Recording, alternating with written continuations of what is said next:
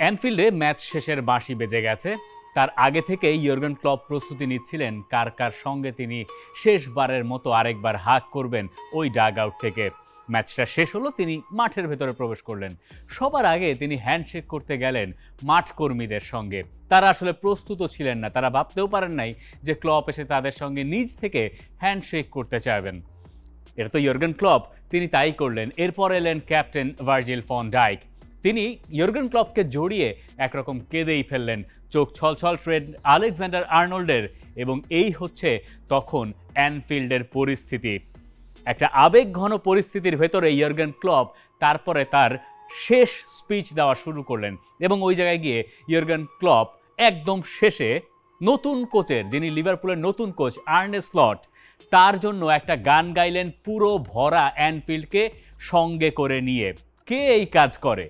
যার বিদায় বেলায় তিনি বিদায় নিচ্ছেন সেন্টার স্টেজে, তিনি সব আলো তার দিকে, তিনি সেটা পছন্দ করছেন না। তিনি বরং সামনে যিনি লিভারপুলকে কোচিং করাবেন, লিভারপুলের ম্যানেজার হয়ে আসবেন, তার জন্য সমর্থন গোছাচ্ছেন। একমাত্র ইয়র্গেন ক্লপের পক্ষেই বোধহয় এসব কিছু করা সম্ভব।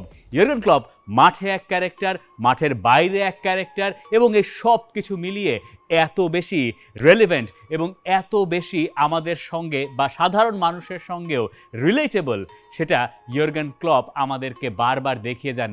আমরা ইয়র্গেন ক্লপকে দেখে বারবার মুগ্ধ হই। ইয়র্গেন ক্লপের একটা জীবন দর্শন আছে। তার জীবন দর্শন নাকি এরকম যে তার আশপাশের মানুষ যখন খুশি থাকে তখন নাকি তিনি ভালো থাকেন। মানে তার পুরো ব্যাপারটাই হচ্ছে তিনি আশপাশের লোকজনকে ভালো রাখবেন, তার মাধ্যমে তিনি ভালো থাকবেন। এই সব কথাবার্তা ফুটবলের কোচরা বলেন নাকি? আ বিউটিফুল মাইন্ড বললে ইয়র্গেন ক্লপকে সেটা কি ভুল হবে? তিনি আসলেই একটা বিউটিফুল মাইন্ড বলা চলে। তিনি এই ইংল্যান্ডের ফুটবলে এসেছিলেন অনেকটা ঝড়ের মতো, এসে নিজের প্রথম প্রেস কনফারেন্সে জানিয়েছিলেন তিনি দ্য নর্মাল ওয়ান, তিনি স্পেশাল কেউ নন, তিনি সাধারণ একজন এবং সাধারণ হয়েই তিনি থাকতে চান। তার শুরুটা লিভারপুলে একদমই ভালো ছিল না, এবং একটা সময় যখন ওয়েস্ট ব্রমের সঙ্গে ঘরের মাঠে অ্যানফিল্ডে লিভারপুল ড্র করেছিল, এরপরে ইয়র্গেন ক্লপ তার পুরো ফুটবল টিমকে নিয়ে দ্য কপের সামনে দাঁড়িয়ে হাততালি দিতে গিয়েছিলেন। তখন এই ব্যাপারটা নিয়ে প্রচুর সমালোচনা হয়েছিল যে এখন কি তাহলে লিভারপুল ওই পর্যায়ে চলে গেছে যে লিভারপুল এখন ড্র করলেও সেটা সেলিব্রেট করে। কিন্তু ওই যে ইয়র্গেন ক্লপ যে বলছেন তার আশপাশের লোকে ভালো থাকলে তিনি ভালো থাকেন, তিনি সমর্থকদের জন্য খেলেন, তিনি তার ফুটবলের ভেতরে আলাদা একটা জীবন দর্শন সেটা প্রবেশ করিয়েছেন। এবং পেপ গার্দিওলার সঙ্গে তিনি যে লড়াইটা প্রিমিয়ার লিগে জমিয়েছেন, সেটা প্রিমিয়ার লিগের এই আধুনিক সময়কে নতুন করে সংজ্ঞায়িত করেছে। একমাত্র ইয়র্গেন ক্লপই পেরেছেন নিজের যে ফুটবল দর্শন সেটা পেপ গার্দিওলার ওপরে চাপিয়ে দিতে। এমনকি গার্দিওলা পরে গিয়ে নিজেও বাধ্য হয়েছেন ক্লপকে টেক্কা দেওয়ার জন্য নিজের ফুটবলীয় দর্শনে পরিবর্তন আনতে। এই হচ্ছে মোটা দাগে ইয়র্গেন ক্লপ। তিনি যখন লিভারপুল ছাড়ছেন তখন তার নামের পাশে সব রকম শিরোপাই আছে। তবে 2020-এর সেই প্রিমিয়ার লিগের শিরোপাটা হয়তো আলাদা করেই সব লিভারপুল ফ্যান মনে রাখবেন। 30 বছরের আক্ষেপ ঘুচিয়ে তখন লিভারপুল জিতেছিল প্রিমিয়ার লিগের শিরোপা, যেটা এখনও পর্যন্ত প্রিমিয়ার লিগ হওয়ার পরে লিভারপুলের একমাত্র শিরোপাই। এবং ওই শিরোপাটা যখন লিভারপুল জেতে, ওই সময় চলছিল কোভিডের টাইম, যেহেতু লিভারপুল তখন আলাদা জায়গায় ছিল, ম্যাচের আগেই টাইটেলটা নিশ্চিত হয়ে গেছিল। ইয়র্গেন ক্লপ তাকে লাইভে নেওয়া হয়েছিল জুমে বা আলাদা কোনো একটা মাধ্যমে, সেখানে ইয়র্গেন ক্লপ ঝরঝর করে কেঁদে দিয়েছিলেন। এরকম দৃশ্য আপনি সাধারণত কোচদের কাছ থেকে খুব একটা দেখবেন না। তিনি মূলত ইংল্যান্ডে এসেছিলেন হেভি মেটাল ফুটবল নিয়ে। হেভি মেটাল ছিল তার ব্র্যান্ড, গেগেন প্রেসিং যেটাকে বলে। এবং এই গেগেন প্রেসিং তিনি কিভাবে এই ফুটবলে লিভারপুলের সঙ্গে ইমপ্লিমেন্ট করেছিলেন সেটাও একটা আশ্চর্যের ব্যাপার। ইয়র্গেন ক্লপ তার ফুটবলারদের কাছ থেকে সেরাটা বের করে আনতে পেরেছিলেন। এর আগ পর্যন্ত লিভারপুল ধুঁকছিল, তারা নিয়মিত প্রিমিয়ার লিগে টপ 4-এই শেষ করতে পারছিল না, চ্যাম্পিয়ন্স লিগের ধারে কাছেও তাদের যাওয়ার সুযোগ হচ্ছিল না। সেই দলটাই ইয়র্গেন ক্লপের 9 বছরের আমলে চ্যাম্পিয়ন্স লিগ থেকে প্রিমিয়ার লিগ সব শিরোপাই জিতলো। এবং এর পেছনে ওই যে গেগেন প্রেসিংটা তিনি যে অ্যাডাপ্ট করালেন ফুটবলারদেরকে দিয়ে, সেখানেও অনেক রকম জাদুমন্ত্র আছে। জাদুমন্ত্র কি?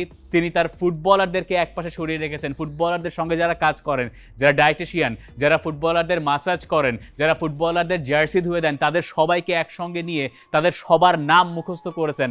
নাম মুখস্থ করে পুরোটাকে একটা পরিবার যেন মনে হয়, সেই রকম পরিবেশ তিনি সবার আগে ড্রেসিং রুমে তৈরি করেছেন।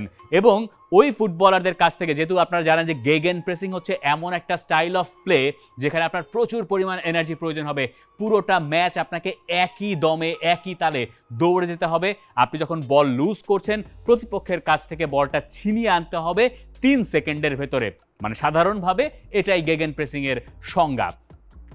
এই কাজটা লিভারপুল যে করতে পেরেছে, তার পেছনে ওই যে কোচিং স্টাফ, যাদেরকে ইয়র্গেন ক্লপ মনে করিয়েছিলেন যে তারা মহা গুরুত্বপূর্ণ। ওই যে বল বয়টার নাম তিনি মুখস্থ করেছেন, যে ভদ্রলোক মাসাজ করেন তার নাম মুখস্থ করে তাকে ডেকে বলেছেন যে সালার এখন আর একটু বেশি মাসাজ প্রয়োজন, সালার এখন এই খাওয়া নয় অন্য খাওয়া প্রয়োজন। এই ব্যাপারগুলো পরে গিয়ে ফুটবল মাঠে লিভারপুলকে বড় সাহায্য করেছে। এবং এই যে আজকের লিভারপুল, সেটা হয়েছেও এই ইয়র্গেন ক্লপের জন্যই। প্রিমিয়ার লিগ তো প্রিমিয়ার লিগ, চ্যাম্পিয়ন্স লিগও তো লিভারপুল জিতেছিল। তার আগের বছর চ্যাম্পিয়ন্স লিগে তারা হয়েছে রানার্স আপ, রিয়াল মাদ্রিদের কাছে হেরে। কিয়েভের সেই ফাইনালে হারার পর ইয়র্গেন ক্লপ চলে গিয়েছিলেন এক পানশালায়। লিভারপুলের ফ্যানদের সঙ্গে সারা রাত তিনি পান করেছেন, মাতাল হয়ে সকালে ছবি তুলেছেন। এই হচ্ছে ইয়র্গেন ক্লপ। পরের বছর গিয়ে তিনি জিতলেন চ্যাম্পিয়ন্স লিগের শিরোপা। ওই বছর ম্যানচেস্টার সিটির কাছে 1 পয়েন্টে তিনি লিগ শিরোপা হারিয়েছিলেন। তার পরের বছর তিনি গিয়ে জিতলেন প্রিমিয়ার লিগের টাইটেল। এরপরে আরও একবার 1 পয়েন্টে তিনি ম্যানচেস্টার সিটির কাছে প্রিমিয়ার লিগের টাইটেল হারিয়েছেন। কিন্তু লিভারপুলকে ফিরে আসার মন্ত্র তিনি বারবারই শিখিয়ে গেছেন। এইখান থেকে লিভারপুল কই যাবে সেটা আমরা জানি না, তবে আমরা জানি যে ইয়র্গেন ক্লপ ইংল্যান্ডে, লিভারপুলে তো বটেই, ইংল্যান্ডেই ফুটবলটাকে আসলে নতুন করে চিনিয়ে গেলেন সবার কাছে। তিনি এসেছিলেন এমন একটা শহরে যেটা বিখ্যাত বিটলসের জন্য। তিনি এসেছিলেন হেভি মেটাল ব্র্যান্ডিং নিয়ে, কিন্তু দিন শেষে তিনি যখন বিদায় নিলেন, তিনি আসলে হয়ে গেলেন জন লেনন, যাকে কেউই অপছন্দ করেন না। তিনি আসলেই আদতেই the beautiful mind. For more updates, subscribe to our YouTube channel and click on the bell icon. Follow us on Facebook and Instagram. Download T-Sports app to enjoy exciting games and highlights. Visit tsports.com.